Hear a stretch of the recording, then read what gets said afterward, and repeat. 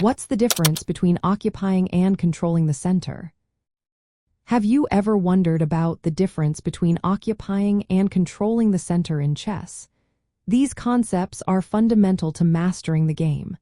Let's break them down in a simple way. Occupying the center means placing your pieces directly on the central squares of the board. The key squares are d4, d5, e4, and e5.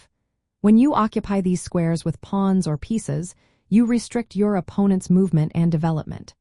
For instance, if you start with the move 1 e4, you immediately take control of the e4 square. This limits your opponent's options right from the beginning. When your pawns occupy central squares, they not only control the square they stand on but also influence the squares around them. This creates a stronghold that can be hard for your opponent to challenge. On the other hand, controlling the center is about influencing those central squares without necessarily placing your pieces on them. You can achieve this by placing your pieces in positions where they attack or support the central squares from a distance. For example, a bishop positioned on a long diagonal can control the center without being on those squares. This method is especially useful in the early stages of the game when your pieces are still developing. You might not be able to occupy the center right away, but you can still exert control over it. Now let's look at some practical applications. When your pieces are in or near the center, they have greater mobility. This means they can influence more squares on the board, giving you more options for both offense and defense.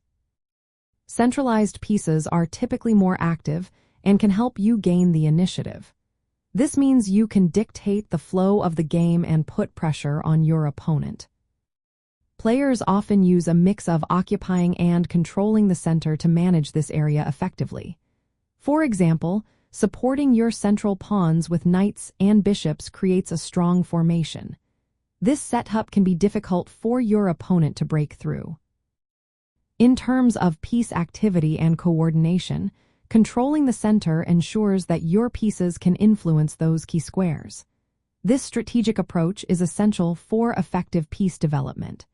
It allows for better mobility and flexibility across the board.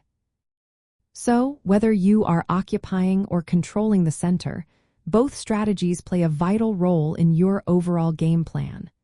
Understanding the difference can help you make better decisions on the chessboard.